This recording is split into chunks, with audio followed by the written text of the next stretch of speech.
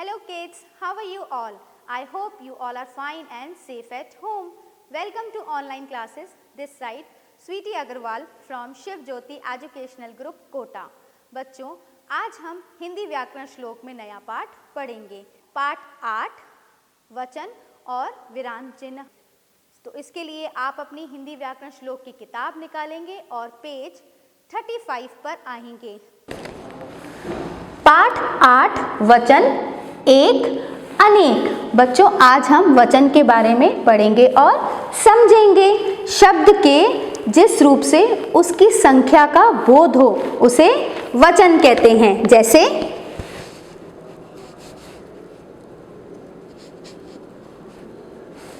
बच्चों, ये किसका चित्र है? पतंग। पतंग का पतंगे। टोपी टोपियां। शब्द के जिस रूप से एक होने का बोध हो उसे एक वचन कहते हैं।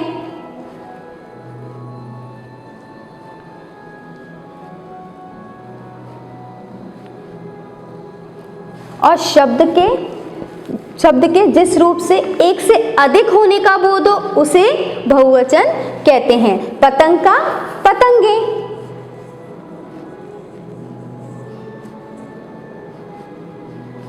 किसका चित्र है बच्चों? ये पतंग। प ता पे बिंदु ग। क्या शब्द बना ये? पतंग। और पतंग का बहुवचन क्या होगा? पतंगे। प त ता पे बिंदु, ग पे एक ही मात्रा और बिंदु। क्या शब्द बना ये? पतंगे। पतंग का पतंगे। अब दूसरा देखिए, दूसरा चित्र किसका है? टोपी। ट पे ओ की मात्रा, प पे बड़ी ई की मात्रा। टोपी। टोपी का बहुवचन क्या होगा? टोपियां। ट पे ओ की मात्रा, प पे छोटी ई की मात्रा, य पे आ की मात्रा और चंद्र बिंदु। टोपियां। तो बच्चों, पतंग का पतंगे और टोपी का टोपियां। पतंग हमें क्या कर रहा है? पतंग और टोपी एक वचन का बोध करा रहे हैं क्योंकि यह संख्या में एक है ना। और पतंगे और टोपियां एक से अधिक होने का बोध करा रहे हैं तो ये क्या हुए? बहुवचन हुए। एक के बारे में कहें तो एक और एक से अधिक के बारे में कहें तो अनेक। एक को एक वचन कहते हैं और एक से अधिक को बहुवचन कहते हैं। बच्चों, एक या एक से अधिक ज्ञान कराने वाले शब्द को वचन कहते हैं। चलिए आइए बुकवर्क देखते हैं। सबसे पहले आप देखेंगे प्रश्न 1 जो आपको पेज नंबर 36 पे दिया हुआ है। चित्र देखकर लिखिए एक वचन या बहुवचन। बच्चों, आपको यहाँ पे आए कुछ चित्र दिए गए हैं जिसको देख के आपको क्या लिखना है कि यह एक वचन है या बहुवचन है। जैसे सबसे पहला चित्र देखिए, यह चित्र किसका है? तितली का। तो तितली कितनी है बच्चों? यहाँ पे एक। कितनी तितली दिख रही है आपको? एक। तो हम इस तितली के आगे क्या लिख देंगे? एक वचन। अब देखिए ख। और आपको यहाँ पे कितने चूहे दिख रहे हैं? 2। तो आप यहाँ पे क्या लिखेंगे? 2 चूहे। तो बच्चों, हम क्या लिखेंगे? एक से अधिक हुआ तो हम यहाँ पे क्या लिख देंगे? बहुवचन। अब तीसरा चित्र देखिए ग। यहाँ पे एक फूल है क्या? नहीं, यहाँ पे एक से अधिक फूल है। तो जो एक से अधिक फूल होंगे तो हम क्या लिखेंगे? बहुवचन। ग। अब देखिए बच्चों, ये किसका चित्र है? घड़ा। तो बच्चों, यहाँ पे आपको एक घड़ा दिख रहा है तो आप क्या लिखेंगे इसके आगे? एक वचन। ड़। अब यहाँ पे देखिए बच्चों, यहाँ पे क्या दिख रहा है? एक लड़की है या एक से अधिक लड़कियां हैं? एक से अधिक लड़कियां हैं। तो जहां एक से अधिक होगा वहां हम क्या लिखेंगे? बहुवचन। च। अब यहाँ देखिए, ये चित्र किसका है? बंदर। और यहाँ एक बंदर है या एक से अधिक बंदर है? इस चित्र में एक बंदर है तो आप यहाँ पे क्या लिख देंगे इसके आगे? एक वचन। प्रश्न 2 देखिए। प्रश्न 2 बच्चों जो आपको पेज नंबर 36 पर दिया हुआ है। हाथी के चित्र में से एक तथा अनेक शब्द चुनकर लिखिए। आपको यहाँ पे क्या दिया हुआ है? एक हाथी का चित्र दिया हुआ है, उसमें एक और अनेक शब्द आपको दिए हुए हैं। आपको क्या करना है, यहाँ पे क्या लिखा हुआ है, एक, और यहाँ क्या लिखा हुआ है, अनेक। आपको एक की जगह एक वाले शब्द लिखने हैं और एक से अधिक वाले शब्द आपको कहाँ लिखने हैं, अनेक के पास। सबसे पहले हम आते हैं घड़ी। बच्चों, घड़ी क्या है, घड़ी का क्या हुआ, संख्या में एक होने का बोध करा रहा है, तो हम उसको कहाँ पे लिखेंगे, एक के आगे। और घड़ी का बहुवचन क्या हुआ, एक से अधिक घड़ी का घड़ियाँ। तो बच्चों देखिए, इसमें घड़ियाँ कहाँ लिख रहा है, ये रहा, हम उसको कहाँ लिख देंगे, अनेक के आगे, घड़ी घड़ियाँ। अब दूसरा देखिए, ये क्या दिया हुआ है, नदी। नदी को हम क्या लिखेंगे, एक के आगे। क्यों, क्योंकि ये हमें एक का बोध करा रहे हैं, तो हम इसको कहाँ लिखेंगे, एक पे। और नदी का बहुवचन क्या हुआ, नदियाँ, तो हम नदियाँ कहाँ लिखेंगे, जहाँ अनेक लिखा हुआ है, नदी का नदियाँ। अब तीसरा देखिए, क्या लिखा हुआ है, ये चिड़िया। चिड़िया को हम कहाँ लिखेंगे, जहाँ एक लिखा हुआ है, क्योंकि चिड़िया एक का बोध करा रही है। अब चिड़िया का बहुवचन क्या हुआ, चिड़िया, तो हम इसको कहाँ लिख देंगे, अनेक के आगे, चिड़िया चिड़िया। अब देखिए चौथा, घोड़ा। घोड़ा क्या है बच्चों, एक होने का बोध करा रहा है, तो जहाँ एक लिखा हुआ है वहाँ पे क्या लिखोगे आप, घोड़ा। और घोड़ा का बहुवचन क्या हुआ, घोड़े, तो आप यहाँ पे क्या लिख दोगे, जहाँ अनेक लिखा हुआ है वहाँ आप लिखोगे घोड़े। अब देखिए सबसे लास्ट में, अब यहाँ पे देखिए सबसे अंत में क्या दिया हुआ है, क्या रह गया बच्चों, हम हमारा किताब। अब हम किताब को कहाँ लिखेंगे, एक पे, एक के आगे लिखेंगे। क्यों, क्योंकि ये हमें एक होने का बोध करा रहा है। और किताब का बहुवचन क्या हुआ, किताबें। अब इसमें देखिए बच्चों, किताबें कहाँ लिखा हुआ है, ये रहा, तो हम इसे कहाँ लिखेंगे, जहाँ अनेक लिखा हुआ है वहाँ हम क्या लिख देंगे, किताबें। किताब का किताबें। बच्चों आपने ये समझा। अब हम इसे एक बार बोर्ड पर करके देखते हैं। हाथी के चित्र में से एक तथा अनेक शब्द चुनकर लिखिए। सबसे पहले हम क्या लिखेंगे, यहाँ पे एक, और यहाँ अनेक।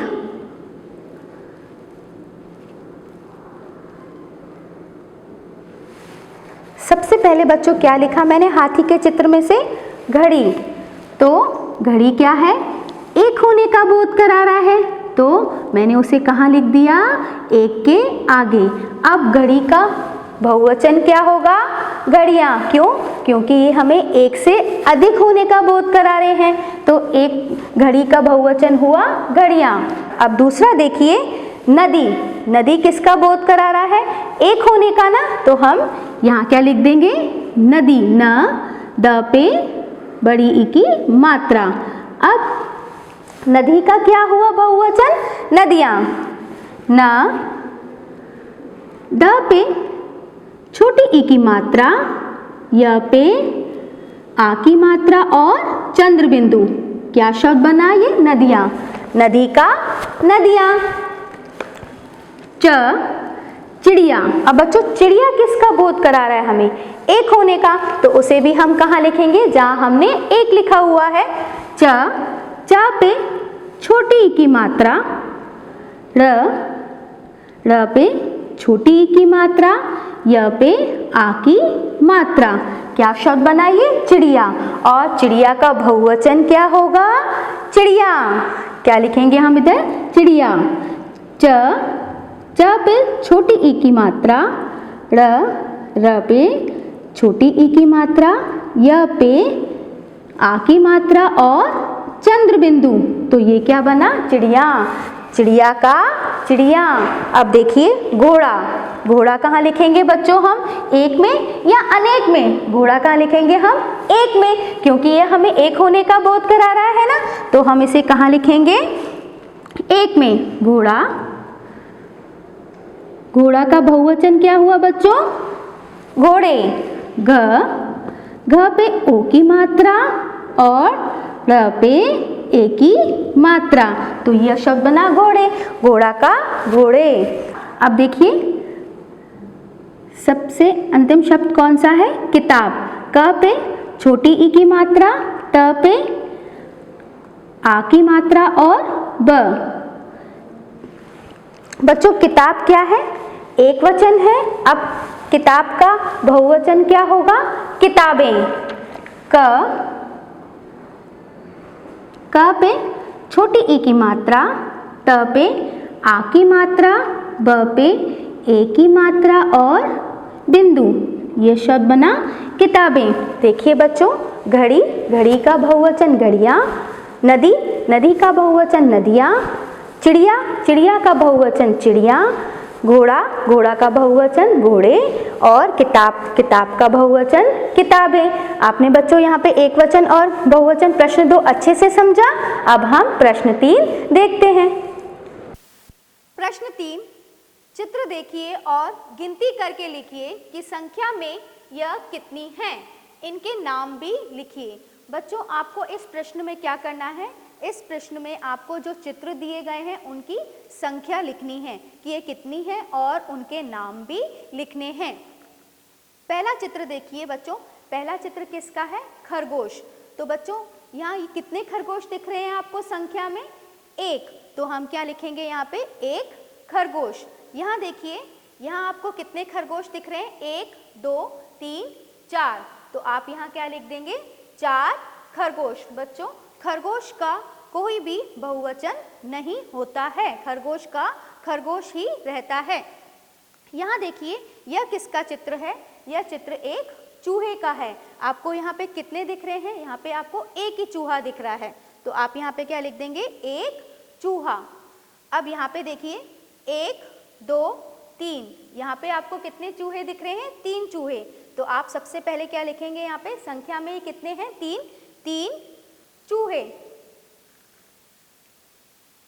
यह चित्र किसका है? यह चित्र पेंसिल का है। बच्चों आपको यहाँ पे कितनी पेंसिलें दिख रही हैं? 2, 1, 2। तो आप क्या लिखेंगे यहाँ पे? 2 पेंसिलें। यहाँ देखिए 1, 2, 3, 4, 5, 6 पेंसिलें। यह चित्र किसका है बच्चों? यह चित्र तितलियों का है। किसका है? तितलियों का है। तो आप यहाँ पे क्या लिखेंगे? तितलियां हैं ना बच्चों, यहाँ पे कितनी सारी तितलियां हैं? सबसे पहले हम इन्हें गिनेंगे। 1, 2, 3, 4, 5। यहाँ पे क्या लिखेंगे हम? 5 तितलियां। यहाँ देखिए 1, 2, 3। यहाँ कितनी तितलियां हैं? 3। आप यहाँ क्या लिख देंगे? 3 तितलियां। देखिए जैसे चाबी, चाबी का क्या हुआ? यहाँ पे क्या है बच्चों? एक चाबी है, क्योंकि ये हमें एक होने का बोध करा रही है। और ये 1, 2, 3, एक से अधिक चाबियां हैं तो ये हमें एक से अधिक का बोध करा रही हैं। एक को हम एक वचन कहेंगे और एक से अधिक को हम बहुवचन कहते हैं। बच्चों आपने पाठ 8 समझ लिया। अब हम विराम चिन्ह समझेंगे। बच्चों अब हम पढ़ेंगे विराम चिन्ह। विराम का अर्थ होता है रुकना अथवा ठहरना और चिन्ह का अर्थ होता है निशान। लिखते समय भावों के अनुसार जो चिन्ह लगाए जाते हैं उन्हें विराम चिन्ह कहते हैं। जैसे सबसे पहले देखेंगे बच्चों हम पूर्ण विराम। पूर्ण विराम, इसका चिन्ह ऐसा होता है। बच्चों जब वाक्य खत्म हो जाता है तो हम पूर्ण विराम लगाते हैं। जैसे वह अच्छी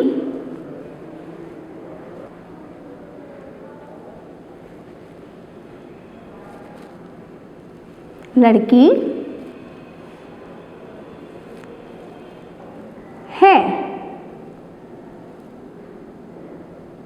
यहाँ देखिए बच्चों, ये वाक्य खत्म हो गया।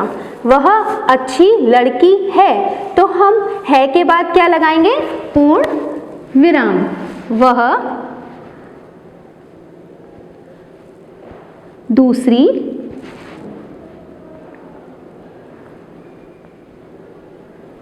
कक्षा में पढ़ती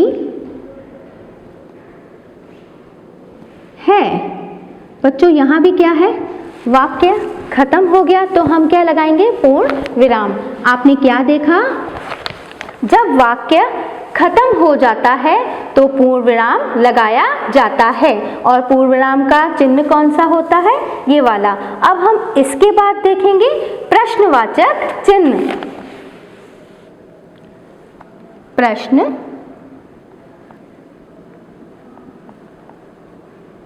वाचक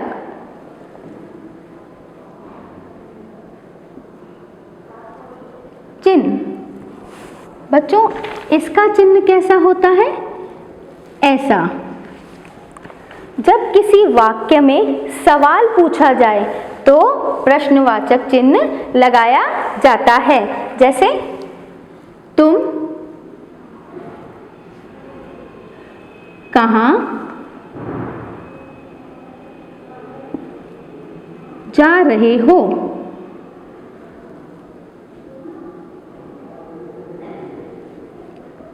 इस वाक्य में देखिए बच्चों, प्रश्न पूछा गया है, कहाँ, तुम कहाँ जा रहे हो। तो जहां कहाँ आया तो अब हम इसमें क्या लगाएंगे, प्रश्नवाचक चिन्ह। अब दूसरा है तुम क्या कर रहे हो।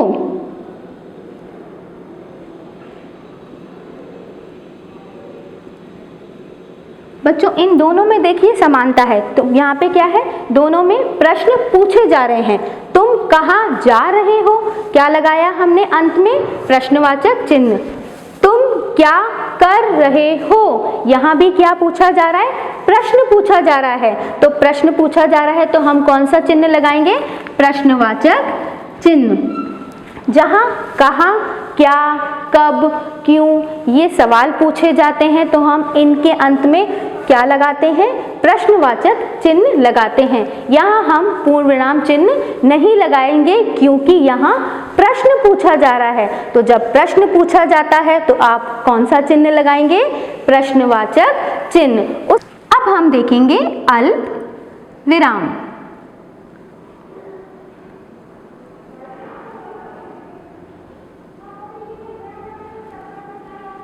अल्प विराम का चिन्ह ऐसा होता है बच्चों, इसका अर्थ होता है थोड़ा रुकना।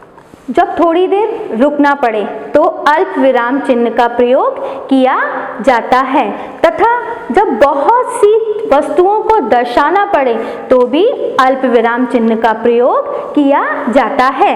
जैसे गाय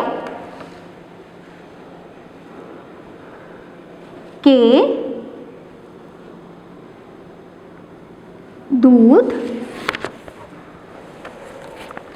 से घी, मक्खन,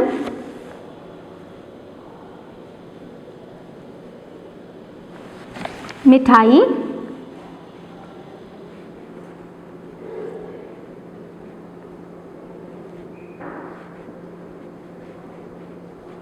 पनीर इत्यादि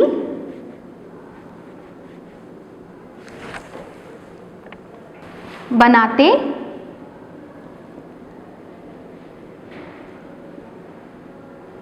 हैं। तो बच्चों ये सब वस्तुएं हम कहाँ से बना रहे हैं, दूध से। दूध से क्या बन रहा है, घी। घी के बाद क्या लगाया, अल्प विराम।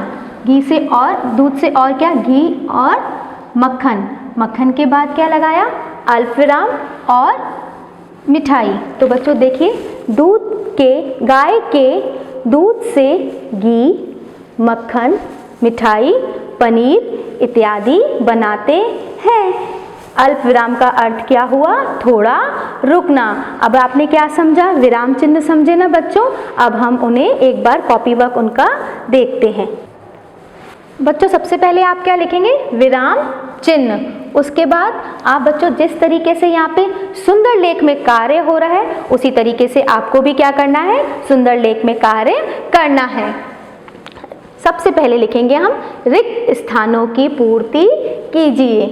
पहला, विराम का अर्थ है, बच्चों विराम का अर्थ अभी हमने क्या बताया था आपको, विराम का अर्थ है रुकना।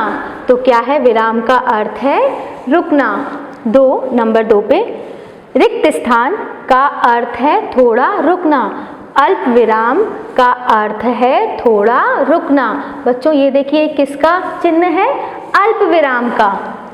नंबर 3 वाक्य के अंत में पूर्ण विराम लगाया जाता है।